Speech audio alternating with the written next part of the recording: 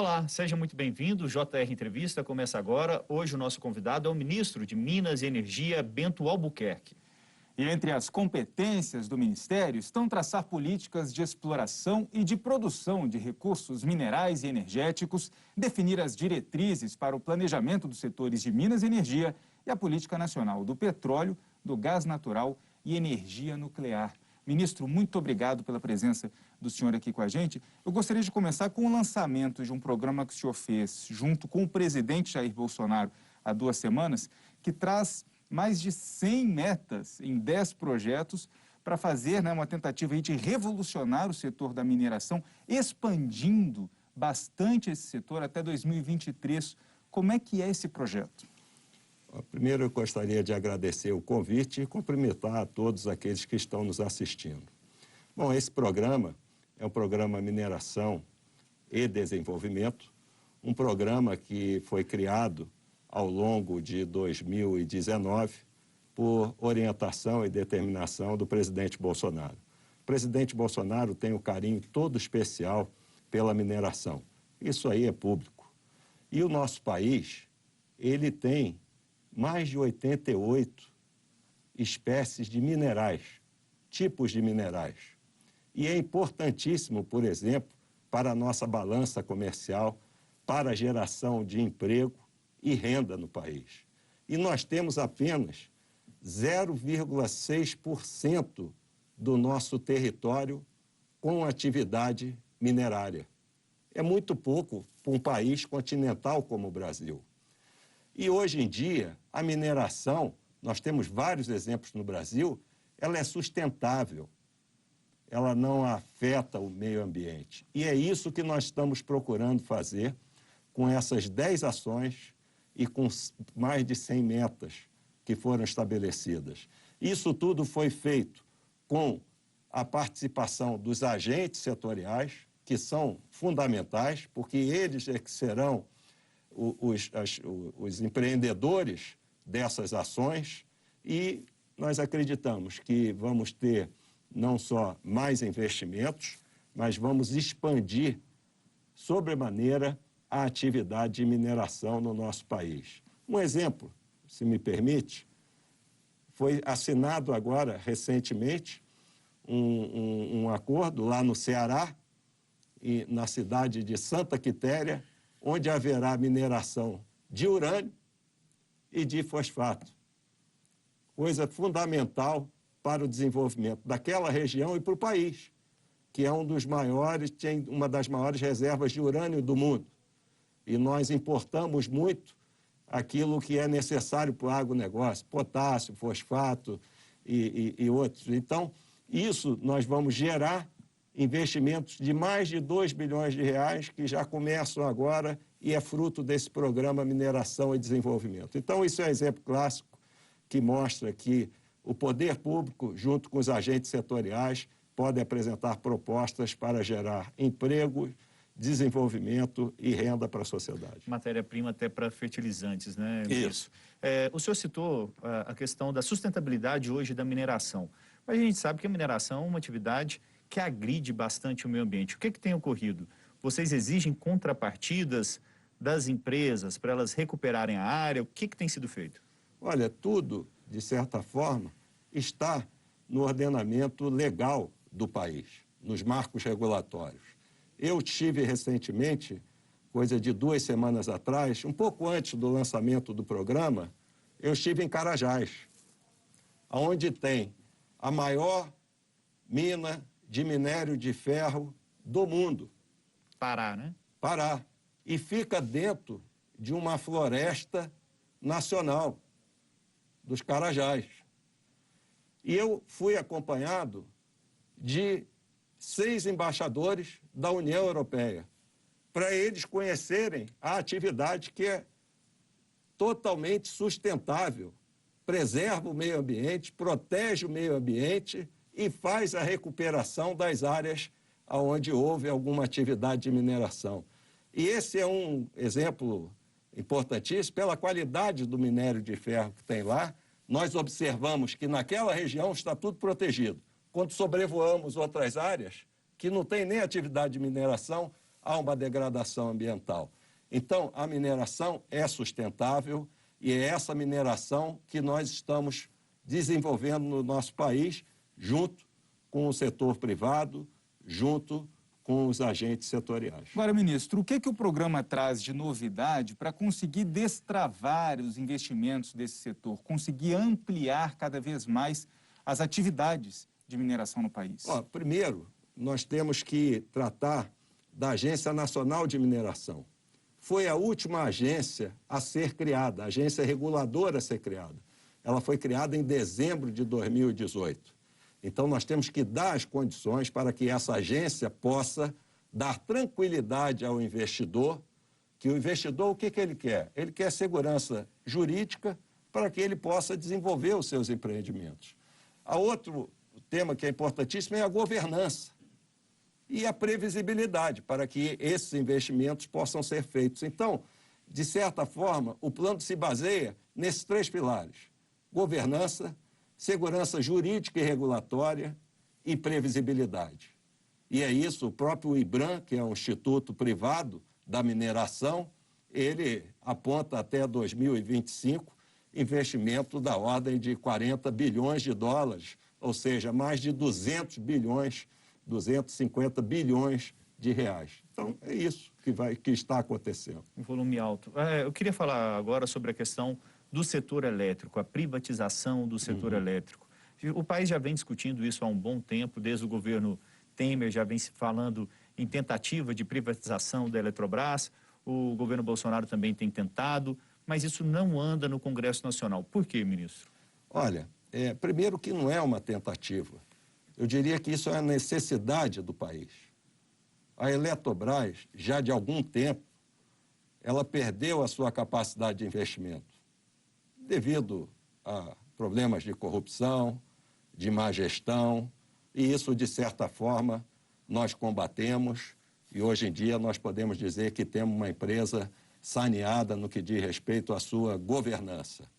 Entretanto, ela, pelo endividamento dela e pelas condições que ela se encontra, ela está perdendo participação no setor elétrico brasileiro. Hoje ela tem 47% da transmissão e 30% da geração. Se nada for feito daqui a 10 anos, esses números vão cair para 35% da transmissão e para 12% da geração. Ou seja, a gente vai perder a oportunidade de fazer um bom negócio. Não é um bom negócio, é um bom negócio para o próprio setor. Nós precisamos ter empresas do porte da Eletrobras no setor elétrico para aumentar a competitividade entre os agentes. Os próprios agentes querem que a Petrobras venha para o mercado. E não é uma privatização, é uma capitalização da empresa. Evidentemente que o acionista majoritário, que é a União, vai perder o controle da empresa no que diz respeito às decisões, que todos terão participação nas decisões. Esse é que é o espírito de uma corporação, como temos empresas no Brasil do setor de energia elétrica que estão crescendo e que hoje são grandes corporações, como, por exemplo, a Equatorial, uma empresa totalmente nacional. E é isso que nós desejamos. Então, não é bem uma tentativa, é uma necessidade. E eu diria que está caminhando, sim. Pode não estar caminhando entre as comissões, mas nós estamos trabalhando junto com o Congresso Nacional, junto com a Câmara dos Deputados e com o Senado Federal, para, primeiro, os esclarecimentos que se fazem necessários. Segundo, para os aprimoramentos que certamente esse projeto de lei que eu entreguei para o presidente Rodrigo Maia, em novembro do ano passado, ele possa, quando instalada a comissão que vai analisar, ele ter uma celeridade na sua tramitação dentro do Congresso Nacional. Agora, ministro, então, a meu ver, as coisas estão andando dentro da própria dinâmica da política, da própria dinâmica do Congresso Nacional. Mas não dá para fazer uma previsão ainda, né? Não, isso aí é uma coisa que não depende do governo. O que nós estamos fazendo em termos de trabalho, esse está tendo continuidade e, no meu ponto de vista, está aprimorando o projeto de lei e eu acredito que ele vai ter uma votação rápida quando ele entrar para apreciação da Câmara e do Senado Federal. Ministro, o senhor fala em necessidade, então, de atrair, né, investimentos e do governo perder esse controle da Eletrobras para ter mais recursos. Então, quer dizer, a gente precisa de investimentos na Eletrobras hoje. É esse o diagnóstico que o senhor faz para ela não perder a relevância que ela tem hoje no mercado? Para ela manter a participação dela no mercado, ela teria que ter investimentos da ordem de 16 bilhões de reais por ano. Esse dinheiro não existe. Não existe. O que ela está investindo é da ordem de 3 a 4 bilhões. Daí a queda da participação dela do mercado, tá certo? Aí você vai dizer assim, não, mas por que o acionista majoritário, que é a União, não põe dinheiro na empresa? Porque não tem esse recurso. Só no orçamento de 2019 estava previsto, na LOA, na Lei Orçamentária Anual, investimentos para a União da ordem de 20 bilhões. Como é que você vai pegar 16 bilhões e botar na Eletrobras com tantas demandas? E isso não é papel de nenhum Estado. É só olhar a Constituição, no artigo 173 da Constituição, que diz ali que o Estado ele só deve participar da atividade econômica quando ela for essencial. Não é mais essencial um Estado ter uma empresa de geração e transmissão de energia elétrica. Ministro, a gente está falando aí de um setor fundamental para o país, né, que é o setor elétrico. E onde que é necessário um maior investimento neste momento para o nosso sistema? É na transmissão? É na geração? Em que região do país? Qual que é a avaliação? Olha, isso é muito bem equilibrado. Nós investimos também, desde o início do governo, no planejamento energético. Hoje em dia, todos os investidores sabem quando ocorrerão os leilões de geração, de transmissão, e isso tudo é feito com método e processo. Nós temos uma empresa de pesquisa energética, que faz todos os estudos técnicos. Esses estudos são encaminhados para o Ministério de Minas e Energia e nós estabelecemos o nosso plano decenal de energia, que é revisto anualmente, e esse ano estamos revisitando ele pela segunda vez, em face da pandemia, e temos um plano nacional de energia que a consulta pública terminou ontem ou anteontem, e que nós vamos anunciar o nosso plano energético até 2050. Isso é que é fundamental. Então, o nosso sistema é equilibrado e eu acho que todos os brasileiros devem se orgulhar que nós estamos passando por essa pandemia sem nenhum problema no setor elétrico. Então, aproveita e já dá uma informação bem importante aqui para a gente. Até 2050 deve aumentar aí a nossa necessidade de energia elétrica em quantos por cento, mais ou menos? Já tem uma avaliação nesse plano? Já tem uma avaliação. Nos próximos 10 anos, a nossa necessidade de geração de energia deverá aumentar 35%. Um volume considerável. É um volume considerável de investimentos. São investimentos da ordem de 450 bilhões de reais em geração, em transmissão e, evidentemente, na atualização da rede. Informação de primeira mão, ministro. Obrigado. E você pode assistir ao JR Entrevista na Record News às 10h40 da noite, no portal R7, no Play Plus, no Jornal da Record, no JR 24 horas, à meia-noite e meia, e também nas nossas redes sociais, Yuri. E, ministro, o senhor falou, né, da necessidade aí de esperar, aguardar o Congresso Nacional decidir sobre a privatização da Eletrobras, e temos também outra medida muito importante para o setor, né, de Minas e Energia, setor estratégico do Brasil, que é o Marco do Gás, que também depende, a partir de agora, de uma decisão do Congresso Nacional. O governo já fez a parte dele.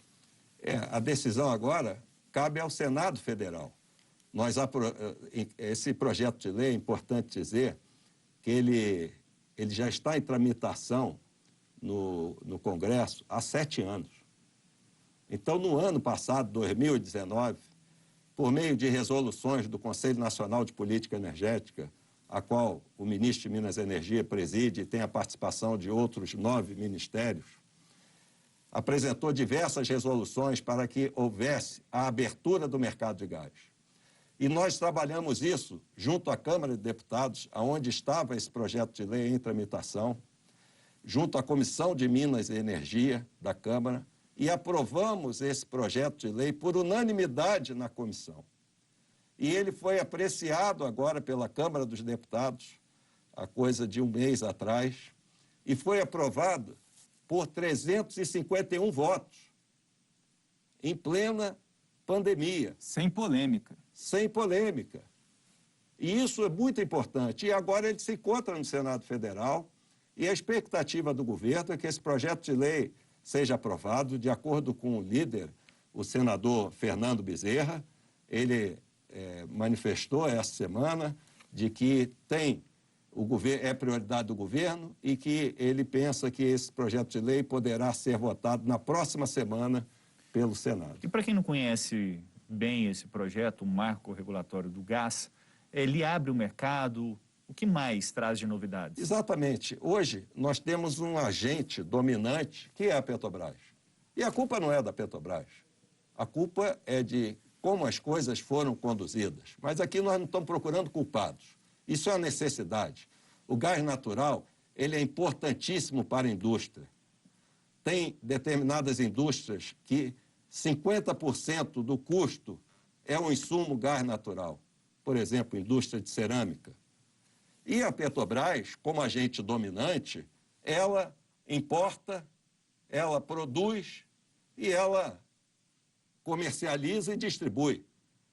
Evidentemente que a Petrobras, como a Eletrobras, ela não tem capacidade de ficar fazendo investimentos e nem tem competição nesse mercado. Outros agentes não entravam porque não havia espaço no mercado para que eles pudessem competir. Então, esse novo marco legal do gás vai permitir, e já vários investidores estão trabalhando nisso, não só adquirindo o processo de desinvestimento da Petrobras, das refinarias, onde será produzido o gás, como unidades de processamento de gás natural, e a própria exploração do gás natural que nós temos tanto em terra quanto no mar. A expectativa, então, é de que o preço do gás natural fique mais barato. Naturalmente vai ficar mais barato. Os próprios preços agora, eles já estão sendo praticados num valor 35% menor do que eram praticados em dezembro de 2019. Tá? Por quê? Porque a oferta do gás e a própria Petrobras, como outros agentes entrando, o preço está caindo naturalmente.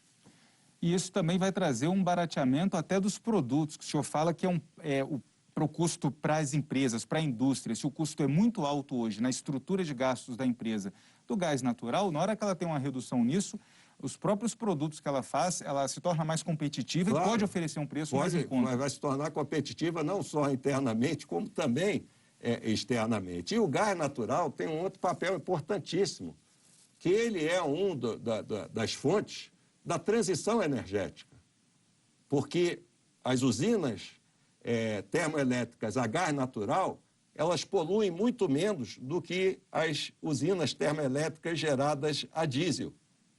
Então, o gás natural, não só aqui no Brasil, mas no mundo como um todo, está tendo um papel muito importante nessa transição energética. E o que é a transição energética? É nós irmos para fontes renováveis e com baixa emissão de gás carbônico. O senhor comentou um outro tema muito interessante, que é a questão das refinarias da Petrobras. A gente teve uma decisão importante do Supremo Tribunal Federal, dizendo que as subsidiárias da empresa podem ser vendidas com uma determinação da empresa e do governo, claro, que é o maior acionista. Não necessariamente essa decisão precisaria passar pelo Congresso Nacional. De que forma isso contribui para a venda dessas refinarias e de que forma isso ajuda o mercado e o país? Foi essencial para a implementação das políticas públicas no setor de petróleo e gás. A outra coisa, a Petrobras, ela ainda detém 99% do refino do país. Nós somos um país exportador de petróleo, importador de derivados do petróleo.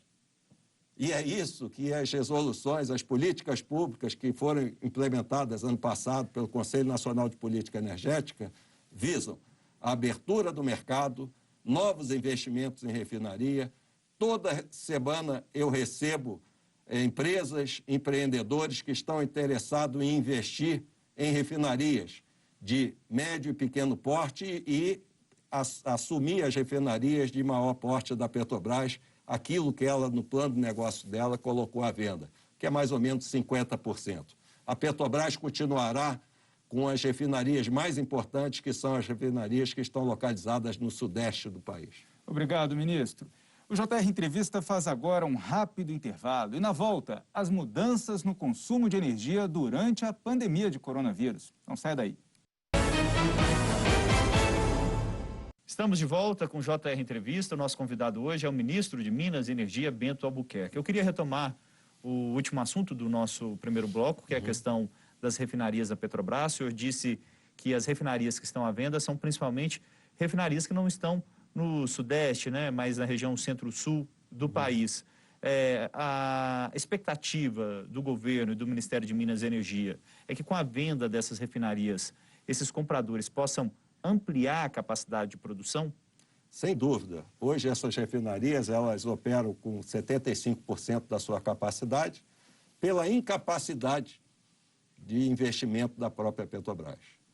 A Petrobras tem um plano de negócio dela, e que o desinvestimento faz parte, para que ela possa se dedicar àquilo que ela tem maior competitividade, que é a exploração de petróleo e gás natural em águas profundas e ultraprofundas. E aqui cabe um parêntese. A Petrobras agora, durante a pandemia, bateu recorde de produção de petróleo no campo de Búzios, no pré-sal brasileiro, que foi motivo de leilão no ano passado do excedente da seção onerosa. Quase 1 milhão de barris de petróleo por dia de produção. E ela bateu recorde de exportação, 1.100.000 barris de petróleo durante a pandemia. Mas a gente continua importando os derivados, né? Então, gasolina. isso mostra a importância do desinvestimento da Petrobras. Quantos por cento da nossa gasolina é importada hoje, ministro? Tem uma ideia? Assim, mais ou Tem, menos? em torno de 20%, 20% a 25%. E existe Isso depende uma da meta produção. para tentar romper com isso, eliminar essa necessidade de importação? Não, o país ele vai se tornar, com certeza, nos próximos 15 anos, autossuficiente em derivados de petróleo. E isso é muito importante. E vamos aumentar a nossa produção. Desinvestimento da Petrobras, por exemplo, ela fez desinvestimento na região Nordeste, de campos que a gente diz maduros, que estão lá, que ela não investe mais. Outras empresas, médias e pequenas empresas, entraram, aumentaram a produção durante a pandemia em 30%. Lá na região do Rio Grande do Norte, uma empresa chamada Petro Recôncavo. Então, isso mostra a importância do desinvestimento da Petrobras, não só para a empresa Petrobras, mas para o país, que está não só produzindo mais petróleo e gás, mas também está gerando mais emprego e renda. Agora, com relação à questão da pandemia de coronavírus, a gente teve um forte impacto inicialmente na questão dos preços, né, de produtos como combustível. E qual que foram os efeitos no setor energético da pandemia de coronavírus e agora no pós-pandemia também? Qual que é a avaliação do inclusive, senhor? conversou sobre isso com outros ministros de Minas e Energia, né, de outros países em desenvolvimento, dos BRICS. Vocês me desculpem, mas eu vou dizer de novo aqui que eu acho que nós, brasileiros, deveríamos estar orgulhosos de como nós nos comportamos. Nós somos um país continental e hoje somos referência no setor de energia pelas ações que tomamos durante a pandemia. O abastecimento ficou garantido, o setor elétrico, por exemplo, está totalmente normalizado, não houve nenhum problema de falta de energia, de apagão. O setor de combustíveis essenciais, nós temos mais de 45 mil postos de combustível, não faltou combustível em lugar nenhum. Houve um aumento inicial do botijão de cozinha, o famoso GLP, fruto do isolamento social, mas tomamos ações rápidas para que houvesse mais importação e não faltou o GLP para as famílias durante esse período. A mineração também, ou seja, o nosso setor, eu tive a oportunidade de apresentar isso ontem na reunião de ministros de energia do BRICS, como também nos ministros de energia do G20, que eu participei também agora durante o período da pandemia.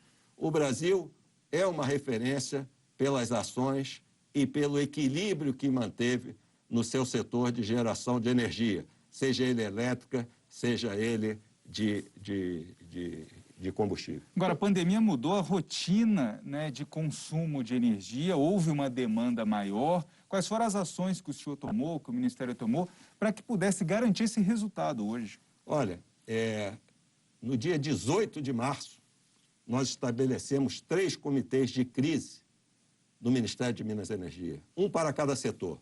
Setor elétrico, setor de petróleo, gás, biocombustível e setor de mineração.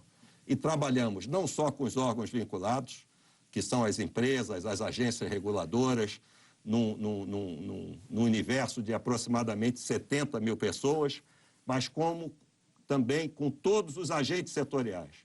Foram centenas de reuniões. Isso permitiu que a gente realizasse uma operação financeira que desse liquidez ao setor elétrico, ou seja, 15 bilhões foram disponibilizados para o setor elétrico para que ele mantivesse a liquidez. Ações de abastecimento de gás GLP, importamos gás da Argentina para manter o fornecimento. Os combustíveis distribuídos em todo o país e o setor de mineração, batemos recorde de exportação de mineração, além dos minerais serem essenciais para a atividade, é a base da atividade industrial, isso tudo foi mantido. Então, nós trabalhamos muito bem, trocamos informações, eu tive reuniões com vários ministros de energia de outros países, dos Estados Unidos, Agência Internacional de Energia, eu mesmo participei agora da Conferência Geral da Agência Internacional de Energia Atômica em Viena, que foi algumas semanas atrás, e tudo isso numa troca de informações, numa cooperação muito grande. O consumo de combustíveis já aumentou em relação a 2019, diesel mais 10%, gasolina mais 5%, etanol mais 4%, o GLP, que é o gás de cozinha, mais 8%, o único que ainda está bastante aquém é o de querosene de aviação, por motivos óbvios, que está com consumo 55% abaixo do que era o esperado. Então, nós estamos retomando o consumo de energia elétrica em mês de setembro, mais 2,1% do que foi em setembro de 2019. Energia elétrica, no acumulado do ano. No acumulado do ano, nós estamos voltando para o nível pré-pandemia. E acreditamos que até o final do ano, no somatório, a gente tem um pequeno aumento do consumo. Mas importantes são os sinais consistentes A gente percebe que houve aí um deslocamento, né, do consumo, mais consumo de gás de cozinha, menos de energia elétrica, menos de querosene de aviação, essas mudanças todas. E para pós-pandemia, né, para o período de pós-pandemia, quais são os desafios? O grande desafio que nós temos é o planejamento dos próximos leilões de energia. Como eu disse, nos próximos 10 anos, o consumo de energia deverá aumentar em 35%. E a geração de energia, nem a transmissão de energia, é feita da noite para o dia. Esses são projetos de curto, médio e longo prazo. Se não vem um apagão. Se não vem um apagão. E isso nós temos um sistema que é interligado, o Sistema Interligado Nacional. Ontem mesmo, no final do dia, tivemos alguns problemas em redes de transmissão que foram superados na madrugada. Isso mostra a resiliência também do nosso setor, né? Então, nós temos que nos preocupar. Vamos apresentar até dezembro os leilões de energia para os próximos anos, que é dentro daquele pilar da previsibilidade para o setor, para que os investimentos venham.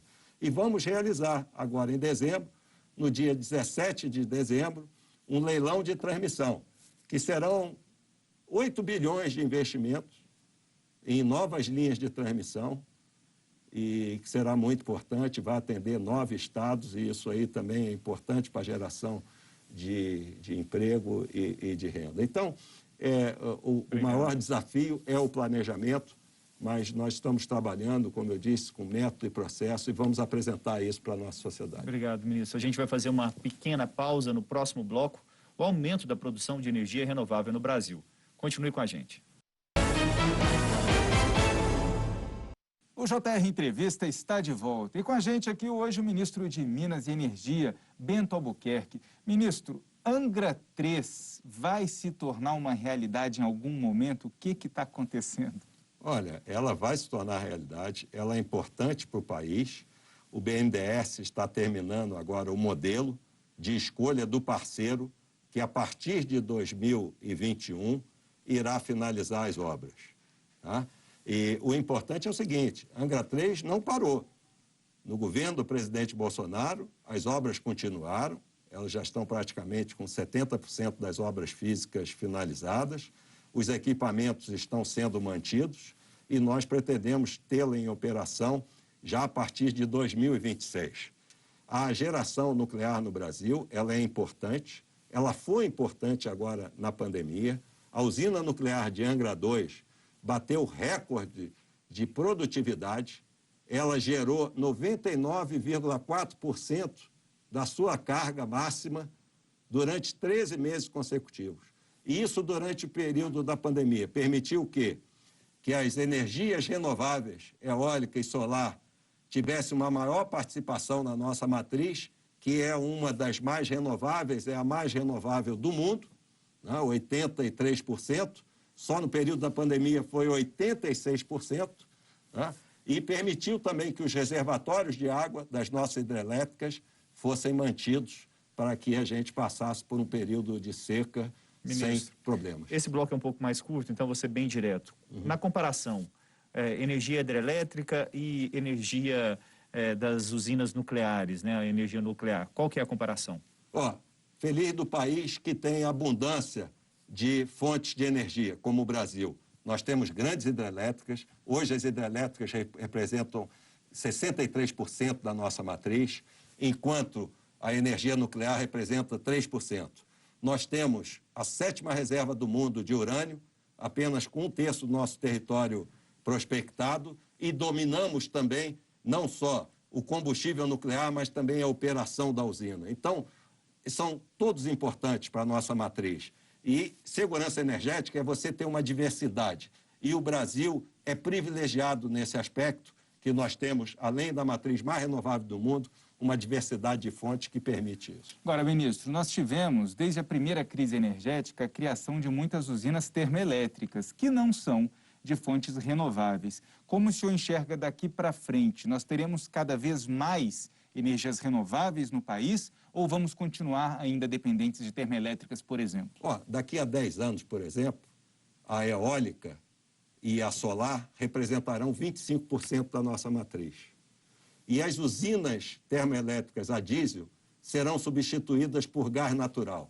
Ou seja, nossa matriz continuará limpa e renovável ainda por muitos e muitos décadas. A eólica e a solar tem, então, na visão do governo, hoje são as matrizes que mais vão crescer? São as que mais têm crescido, não só no Brasil, mas no mundo de uma maneira geral. O problema da geração eólica e solar é que é uma geração intermitente. O que é intermitente? Ela não gera o tempo todo. Uma usina nuclear, ela gera 7 dias por semana, 24 horas por dia, enquanto a eólica gera enquanto tem vento, solar enquanto tem sol.